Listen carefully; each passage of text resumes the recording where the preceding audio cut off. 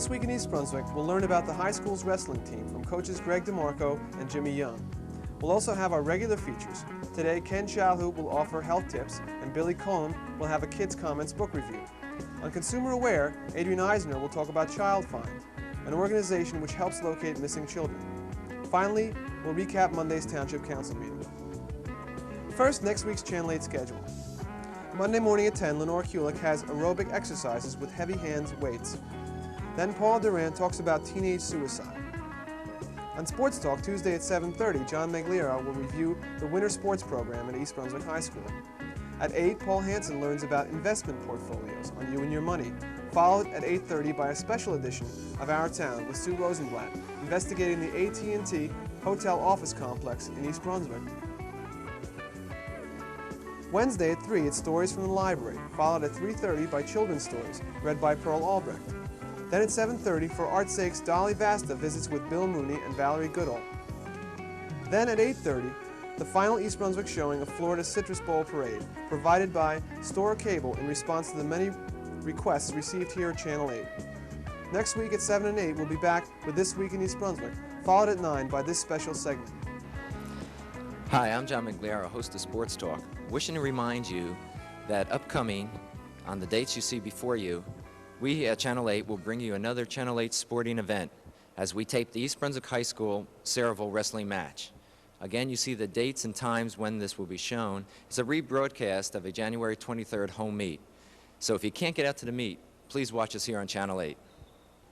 Now let's join John Megliera at the high school sub-gym, where he spoke to wrestling coaches Jimmy Young and Greg DeMarco after a recent practice.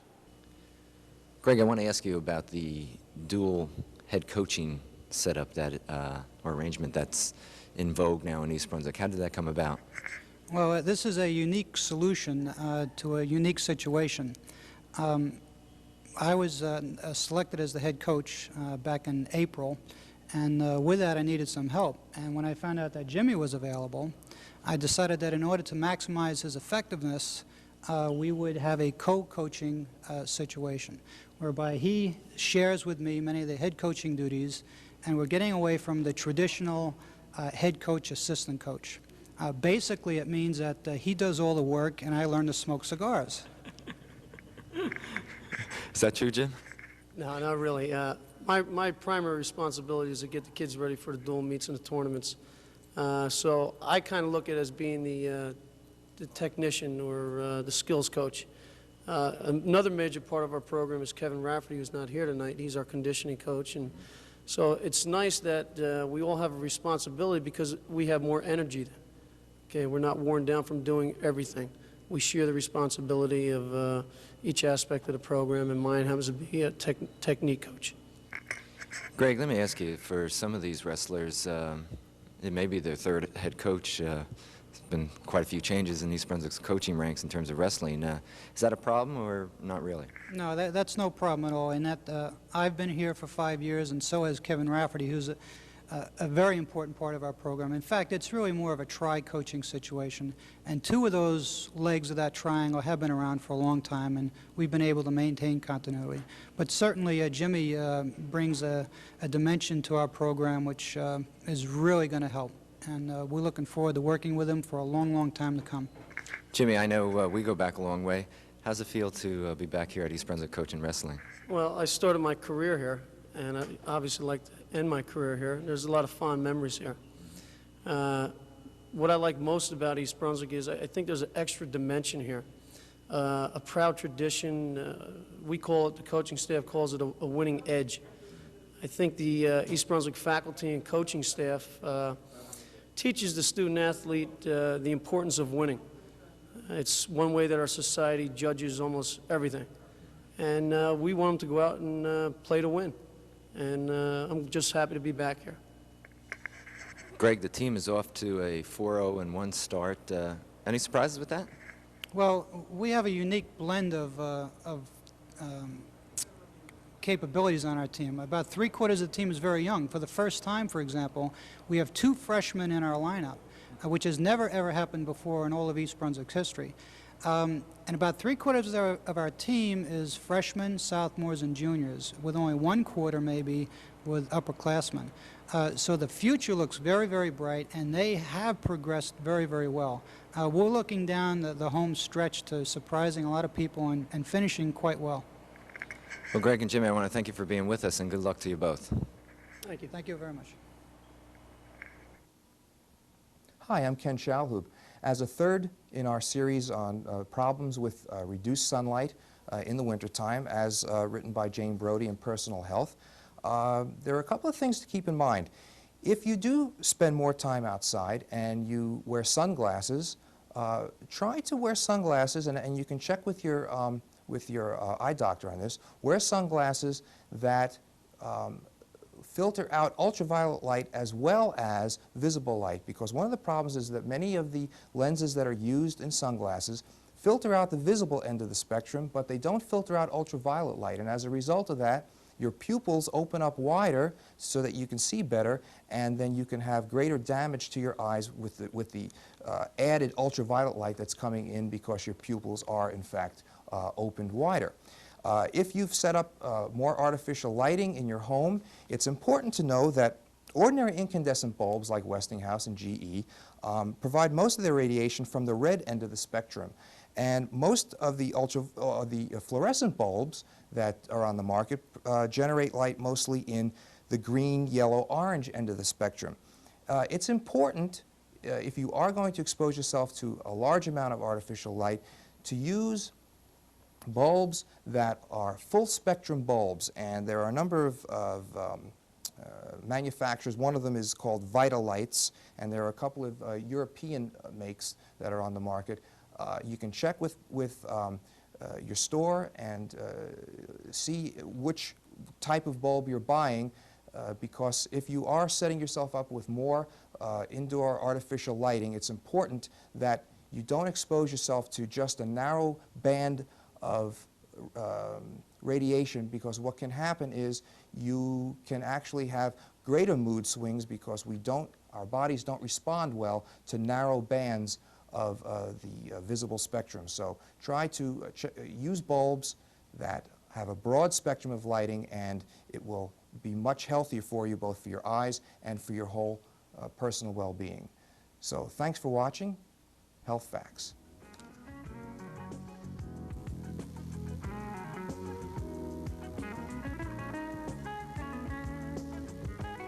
Hi, my name is Billy Cohen, and I'm going to be reviewing Taking Care of Terrific by Lois Lowry. Enid Crowley is just an ordinary babysitter, babysitting an ordinary 4-year-old boy, Joshua Warwick Cameron IV. But as soon as they're on the corner of Chestnut and West Cedar Streets, the magic begins.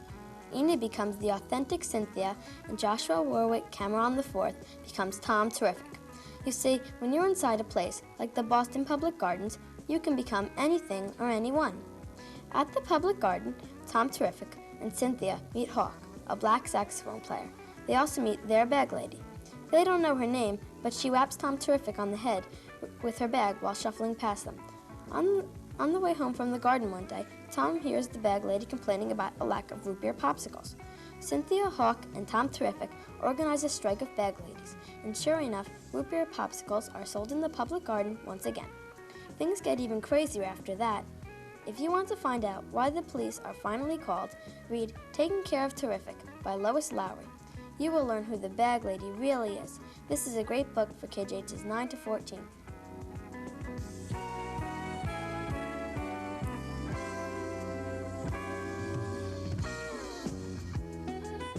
Hello, and welcome once again to Consumer Aware. I'm Adrienne Eisner of the East Brunswick Consumer Affairs Office. Today we're going to be talking about missing children. It is hard to imagine anything more terrifying than discovering that your child is missing. Yet this terror strikes the hearts of thousands of New Jersey families every year. In recent months, attention has been focused on the serious problem of missing children. In January 1984, the state of New Jersey took a significant step forward in dealing with this problem when Governor Kane ordered the creation of a Commission on Missing Persons and the establishment within the state police of a missing persons unit. In addition, on June 12th of this year, Attorney General Erwin Kimmelman issued a directive to all law enforcement agencies under his jurisdiction, instructing them as soon as a juvenile is reported missing, a complete record must be taken immediately and prompt attention taken to locate the missing juvenile. Today we're going to be talking about some of the precautions that parents can take to avoid the problem of missing children. It is very important that you approach this sensitive subject carefully and without emotion so that you do not frighten your children. Teach your child at an early age the facts about abduction and what it means. Define what a stranger is. Let your child know that just because they see someone every day, for instance, the paper boy or a mailman, it does not mean that these people are not strangers. Never leave your child unattended in a vehicle. It is a proven fact that it takes less than 5 seconds to abduct a child from a vehicle. Always accompany your child to the bathroom in a public place. Teach your child their full name, address, and telephone number, and your name. Teach your child how to use a telephone. Use a play telephone to practice. Make sure that your child never accepts gifts or candy from strangers. Give your child permission to say no to adults. Be sure they realize that not every adult has authority over children, especially if that adult has asked your children to do something that you have taught them is wrong. It is very important that your children be able to talk to you. Encourage them to tell you about anyone who approaches them and offers them gifts, treats, or wants to take their pictures. Keep your children within sight at all times, especially in crowded places. Shopping malls are crowded and offer abductors an easy place to pick up children. Be extremely cautious in selecting babysitters and daycare centers. Always check references. Children who are home alone should never open the door to strangers or volunteer information to anyone over the telephone that they are home alone. Avoid dressing your children in clothing that has their names printed on them. If someone grabs hold of your child, teach him to yell, kick, or do anything to draw attention. But please remember, it is very important to be matter-of-fact in discussing this safety precaution with your children. Teach them to be safe, but do it without intimidating them. If your child is missing, call the police immediately. Ask them to fill out a missing persons report. You should also contact an organization called Child Find. They can also help you. They can be reached at 1-800-431-5005. If you have any questions about anything you've heard today about missing children or any consumer-related problems, please be sure to call us at the East Brunswick Consumer Affairs Office. We're there to help you every day, Monday through Friday, 9 a.m. until 5 p.m. So please call us at the Municipal Building, 390-6954. Please join us again next week on Consumer Aware. At Monday's Township Council meeting, as part of his weekly report to the Council, Township Attorney Bertram Bush outlined the latest developments in East Brunswick's fight to keep Morris County garbage haulers from dumping at Edgeboro landfill. There had been a tri-party agreement that Middlesex County had signed with Morris County and DEP, and the pressures had mounted against Middlesex not to live with that agreement because it would have, in my opinion at least, prevented them from ever challenging Morris County when they never located a solid waste facility in Rockaway Township, which was part of that agreement. And Rockaway, for those of you who have followed it, involved a site which was over an aquifer which led to Jersey City's water supply and which also had been designated for Mount Laurel type housing.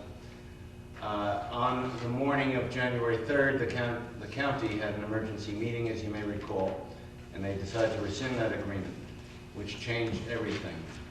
Last week on Wednesday, January 9th, and again, if you read the Star Ledger or the Home News or the Sentinel, you know that these issues have been covered. Morris County had a hearing in Morristown to approve a new agreement with DEP because the temporary redirection to Edgeboro of 20 tons from Morris was to expire last Thursday, January 10th. I went to the Morris County Board of Freeholders meeting. I could not believe the way they run their consent agenda, which is why maybe I was overzealous, Mr. O'Connor, tonight. They start their meeting by adopting 27 items, and then they say, does anyone have anything to say? So when I stood up to oppose what they had done, of course, it was not doing a heck of a lot of good. I tried to appeal to their consciences, and since I knew it wasn't a court of law, I said maybe if I can reach one or two of you to convince you that what you're doing is basically immoral. And I preached a little bit, and of course they couldn't wait for me to sit down. And I didn't score any points with them. But in any event, then on Thursday, the DEP and the BPU, which had not been ordered to direct all the waste to Edgeboro, nevertheless chose to do that. The old redirection order, which expired last Thursday, would have left it open to divide it up and try to send some to the Hackensack Meadowlands and some elsewhere. On Friday, I filed a notice of appeal of that redirection, having talked to the mayor who asked me to do so. Because if we don't challenge the redirection of Morris County, we can never challenge it again. We already are in the appellate division challenging Somerset County and Union County in the waste flow from ILR, and it made sense to keep Morris in that issue as well. I also filed papers with Judge Skillman to try to give Edgeboro time to do the things they are doing now. The appellate division had said that the ILR transfer has to be completed by April 5th. We had hearings in October and November of 1984. And today I was before Judge Skillman asking to defer some of that transfer from ILR so that Edgeboro can absorb all this Morris County waste. There's another major shipment due in on January 28th from Plainfield, Elizabeth, and all of Somerset County. And then on March 25th, there's more coming. Judge Skillman has set down another hearing for a week from Wednesday, January 23rd. If, in fact, Edgeboro is able to handle everything that's coming in now, then I'm not going to have a heck of a lot to say on April 23rd. If they are not, then maybe we'll get a 30-day reprieve. Later, in a related matter, Stan Fisher, co-chairman of Irate, Independent Citizens Against Toxic Environments, announced a protest planned by his group for Saturday, January 26th. Everybody likes to drive down Edgeboro Road and look at the landfill. We thought we'd hold a little sightseeing excursion. Specifically, we're holding a week from Saturday from 10 to 11 in the morning, that's January 26th, what we're calling a drive-in to drive-out garbage. And it's our first show of anger directed at the DEP, the governor, Morris, Somerset, Union counties, and New York City, to send them a message that we're sick and tired of being dumped upon. And as I said, it's our first protest, not necessarily our last. We're doing it on Saturday so that we can inconvenience the other businesses on Edgeboro Road as little as possible and yet demonstrate our feelings. We're asking people to drive down Edgeboro Road, slowly past the landfill gate, to the end of the road, turn around, go back, and then reach the end of the power line, turn around and come back again. It's not our intention to break the law, but if we can cause a little havoc, we wouldn't mind that. Once again, that's the drive-in to drive-out garbage. It's on Saturday, January 26th, to be held from 10 a.m. to 11 a.m., Edgeboro Road.